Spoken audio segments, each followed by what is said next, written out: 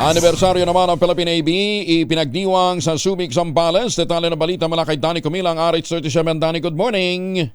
Ipinagdiwang kahapon Mayo 20 sa Naval Operating Base sa Subic, Zambales ang ika-127 anibersaryo ng Philippine Navy na dinaluhan ito mismo ni Pangulong Ferdinand Marcos Jr. na may temang Philippine Navy Addressing Challenges, Promoting Regional Stability and Strengthening Maritime Security. Itinampok sa selebrasyon ang modernisasyon ng hukbong dagat at ang aktibong papel nito sa seguridad ng rehiyon.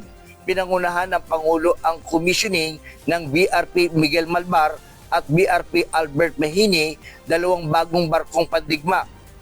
Dumalo rin sa okasyon sina Defense Secretary Gilberto Teodoro Jr. at matataas na opisyal ng AFP.